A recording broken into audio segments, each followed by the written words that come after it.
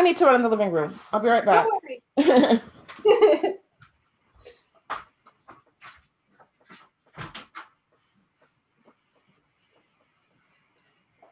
These are my dance moves.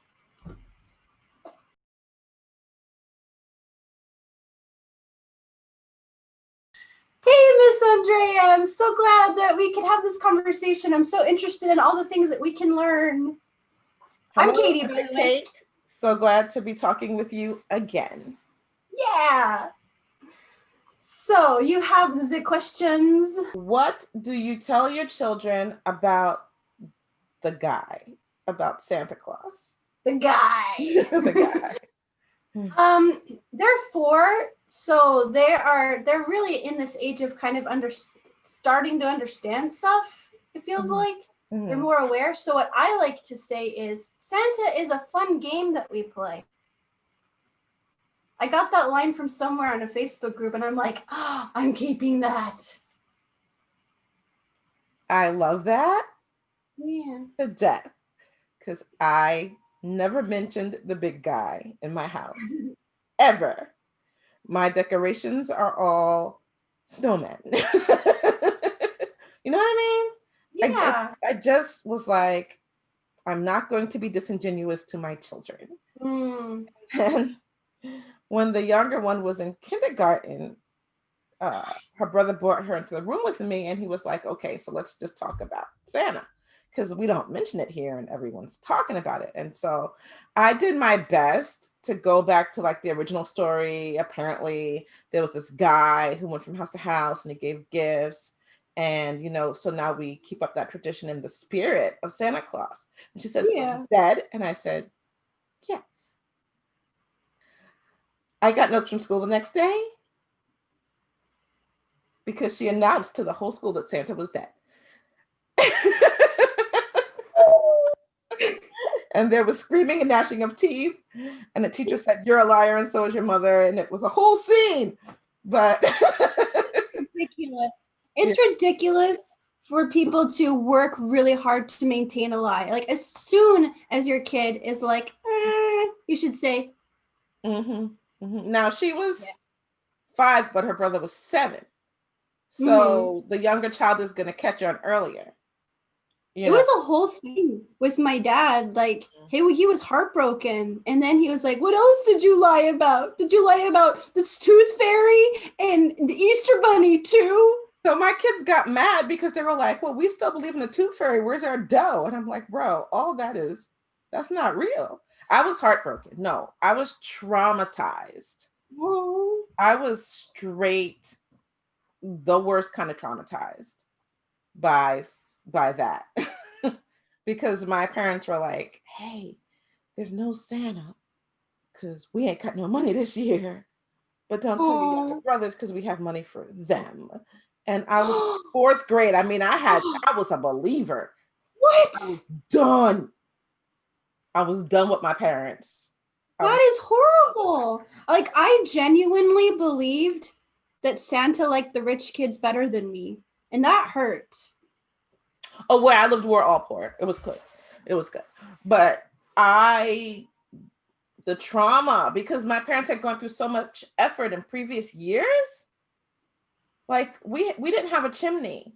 So I remember, because we're a blended family. So a year after mom and dad had got married, I remember laying in my bed and daddy had this trap door to the roof open and he had the vacuum cleaner and he had it on and he was like, I got you, Santa.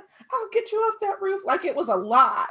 Like daddy was going for broke, you know? And then like 2 years later, they're like, oh, we ain't got no money this year, so there's no Santa Claus. And I was like, and to this day, I'm a Scrooge. I'm a complete and utter Scrooge. Parents don't know how they can really just mess their kids up by working to lie to them. Yeah, like the effort of the lie is what ticked me off. So I respect my kids too much to do that to them. I use that word a lot in the homeschooling world.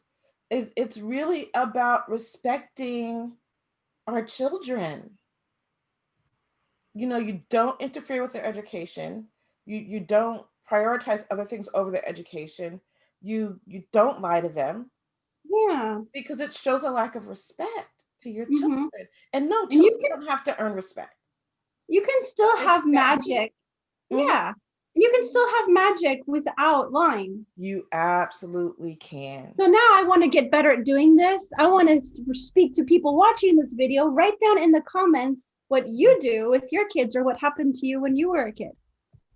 What were some Christmas traditions you did every year as a child? Did you want to do that one next? Yes. Oh, So right. what we did before and after the There Ain't No Santa Claus debacle, is we did midnight mass. My stepdad was Catholic. Mm-hmm. And I went to Catholic school through 8th grade. And so at least through 8th grade, at least through 7th or 8th grade, we did midnight mass. Mostly once we hit age 10, 11, it was just my stepbrother and me. My families weren't the most faithful Christians, but my stepbrother and me, my same age stepbrother and me, were in the same Catholic school together. We were in the choir. And so we would get to open our Christmas Eve gift, which was always a new coat. And we'd put on our new coats and we'd walk the mile and a half to our church connected with our school. And we loved that so much. And then this whole thing about my grandmother getting excommunicated from the Catholic Church. So after that, we went to. Sounds juicy. It was great. After that, we went to a church called Ethiopian Orthodox Church, which is actually a Catholic African thing. It actually predates the Roman Catholic. Wow. By about 100 years. And they actually have the first Bible. They had the first known Bible in their possession in Africa and Ethiopia. Cool. Mm-hmm. And so we did that, and my whole family did that, and just midnight mass. It was just so ceremonial, and it just felt so good. I love the Catholic and I guess Orthodox tradition of celebrating Christmas. Any idea about the big deal people make over Black Santa? Do you know, I never heard of this at all until I read this book by John Green, where this kid's and one of the characters in the book, his parents had the YouTuber. Sorry? John Green, the YouTuber? Yeah. Okay, cool. Go ahead. And he was really embarrassed not wanting friends to come over to his house because it turns out that his parents had like the world's largest collection of Black Santas. But okay, child is embarrassed. Okay. But because it's just excessive, it's like everywhere in every single room. But don't go black. That's what they say. But other than like this reference in this book, I've never heard anything about Black Santa. So what do you got for me? So Black Santas exist. My friend has a Black Santa from her childhood. And it's a lawn ornament. It had actually faded, and she went and painted it back back to dark skinned. I've seen them on and off through my life, here and there. I'm from the north, so you see Black Santas, white Santas. Anybody with a beard could be Santa. But then I moved to the south, and the Black Santas got super scarce, super scarce. But I'll take a Santa. I never thought about Black Santas, white Santas, But then maybe 6 years ago, someone on TV was like, "There's no Black Santa. Santa's was white. And by the way, Jesus is white too." Jesus is Mediterranean, y'all. He's from the Fertile Crescent between the Euphrates and other river in Mesopotamia. What are traditions that you always did with your kids? Traditions that I did with my kids. Well, first it was to break the debacle of my childhood. Right. But before that, as children, the one thing that we did that continued was that we just had large quantities of cheap gifts. Because at any point there were at the most 11 people in the house and at the least 7. Wow. As the older ones moved along. And so everyone bought everyone a gift. Multiply 11 by 11. That's a lot. And so we would just have just a mountain. And it was how big can the mountain get? And even after my sister moved out and became a banker, so she would bring 2 or 3 gifts per person and they weren't cheap. So there was one year where half of our living room was just this mountain of gifts. Wow. Around the tree. And they were mostly stocking stuffers, but it was so much fun. And then the thing I hated about being a kid was my brother would wake us up at 3 a.m. and make us open gifts. He would get the parents up, he'd get everybody up at 3 a.m. and open gifts. And to me, that was so anticlimactic. Because then when I'd wake up later, I'd be like, "Rah." You know what I mean? And It should be like, it should be like, I don't know, 6 at the earliest or something like that. I despised it. So what I've never done is that. What we do is we try to sleep in at least till 8. The kids would let us go until 8 when they were small. Now we have to wake each other up. We might make it till noon. And then my husband cooks breakfast and we eat breakfast. And then instead of this grab, which is for who, each person gives the gifts they bought out to whoever they bought it for. And we open one gift at a time and we take like an hour or 2. And it's just so much more relaxed, and people get to say thank you appreciatively versus what's next. Do you know what I mean? And you really get a better reaction when you're taking your time through gifts. So what do you know about Kwanzaa? Kwanzaa. I know it's a holiday invented in the 60s to be like a Black alternative to Christmas. That's it. That's all I know. That's what I know also. Because I have never celebrated Kwanzaa, but I made some notes. Not new, 1966. Well, it is new. 1966. That's 2 years older than me. Kwanzaa's 2 years older than me. It is not African. It mimics their harvest celebration. The whole first fruits thing. The founder was hella problematic. Oh? Hella problematic. Hella. He went to jail for abusing women. So there's that. So I'm not doing his holiday. It is not, instead of Christmas, it's post-Christmas. It starts the 26th. So it's not an instead of, it's in addition to. Okay. Unless you completely reject Christmas, then that's your decision. And most people don't do all 7 days. And it's kind of dying out. But it's so funny, I worked somewhere and worked for this Jewish guy in this carpet place, and he did an ad about all the different holiday deals, Christmas deals and Hanukkah deals. And I just jokingly said, "What about Kwanzaa?" And he was like, "Oh no. Tell me about Kwanzaa." I'm like, "Bruh, I was joking. I don't know a darn thing about Kwanzaa." So he went and looked up and made a Kwanzaa sale, and I was like, "You do you, boo." What are you going to do to celebrate the arrival of 2021, getting past this dang year? So what I'm doing is preparing my journal. I made a journal video on this channel this week, just showing my journal and how we got to March. And then the center of the journal was just random mindless scribbles. And then the last quarter of it is December. Somehow I clicked that a new year was coming, to get my crap together, and I started using my journal again. So I'm going to be doing the first few days of my journal, which is my goals, my vision, and setting up the year. That's the thing I'm going to do for me to get my head in order, for us to have a different kind of year. What else am I going to do? Is it a bullet journal? It's a bullet journal. Nice. And it's the first one I ever did, and it didn't start out so good. Like, it's not cute at all. Like, that's the first 2 pages. Hey, that's cuter than I do. And then, but when I finally figured out how to make it work for me.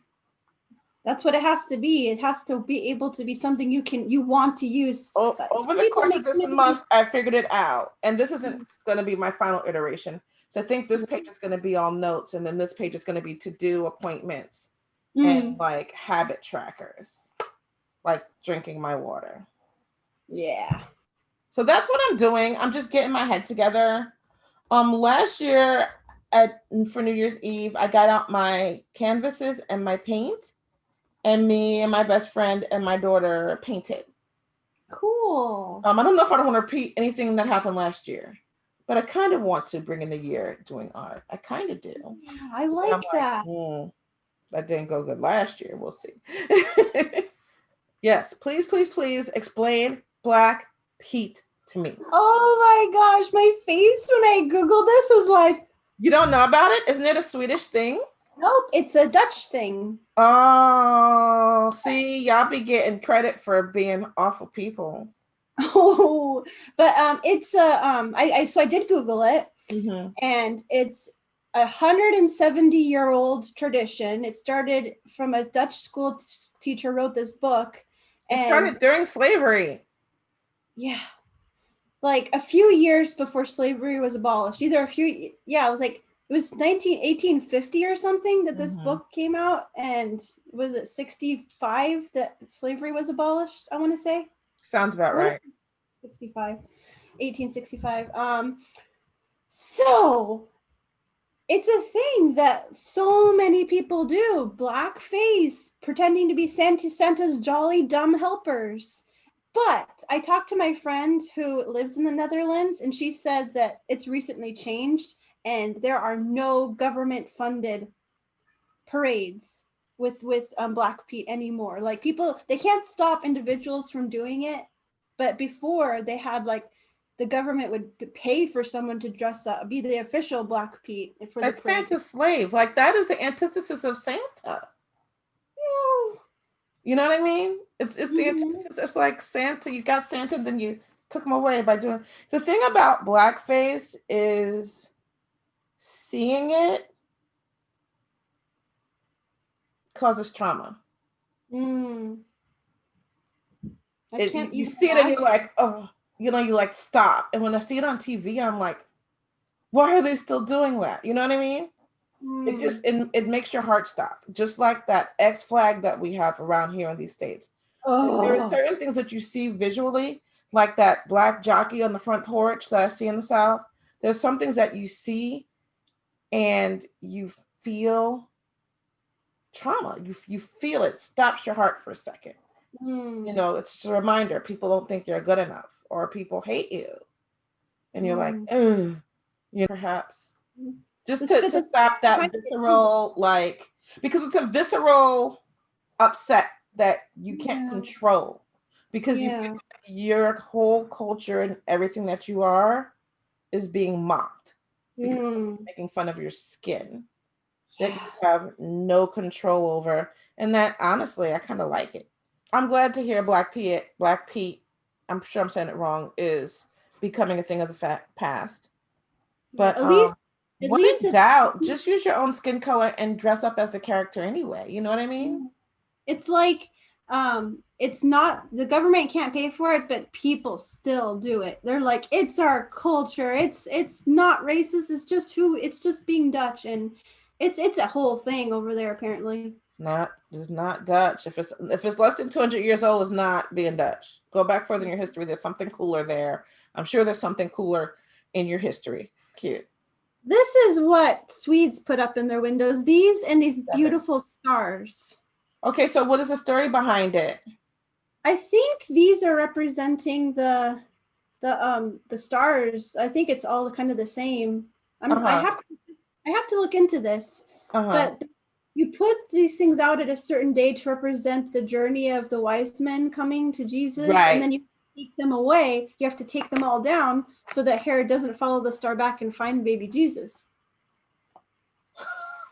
Oh, that is cool. I love Advent. because that was all part of our Christmas Eve tradition. You know, we'd started Advent and it would lead up and we'd light the candles, a lot like Lent. You know, I love the entire Advent season. That seems more like Christmas to me than the commercial Jolly Do. Yeah, definitely. Did you know that the commercial Christmas thing wasn't a thing until the 1950s in America?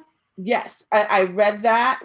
I read that this week, and that in the 1800s, the celebration of Christmas period was outlawed because we had, was it Quakers or Puritans or someone here? Yeah. They were like, none of that. We're not bringing that over here, and they wouldn't allow it. Because it was another excuse to just get ridiculously drunk and pass out. Like it was like based on a Viking celebration of basically just getting drunk. Well, you know Christmas isn't, or Christ's birthday, which is what we based this on, isn't December 25th. What happened was, and you probably know this, is that the Catholic Church looked at all the pagan holidays and was trying to get the pagans to become Catholic. So they started superimposing Catholic things onto pagan dates. And they messed the whole calendar up. You know what I mean? I think this is part of a reason that we click so well is that we're thinkers. We want to push the boundaries. We want to learn. And my favorite type of people in the world are either very cerebral or kind of mean. Because at least they're honest. Neither of those, so maybe I don't know why you like me. At least they're honest. I love naughty people. I love people with like a little mischievousness. Okay, I do have that. Who like to rib people, and just don't rib me. I don't like that. But you know, I like people with a mean streak because they're so purely honest. Not evil. Some people cross over to evil and narcissistic. Right. I just like people who just say what they think. They say I'm from New York, so there's that. And then you really know where you stand with them. I have two brothers who I love. One is mean and one is kind. I trust the mean one. So, yeah. Well, I think we will be eating dinner soon. It's yes, it is your dinner time, and it is my lunchtime. Interesting.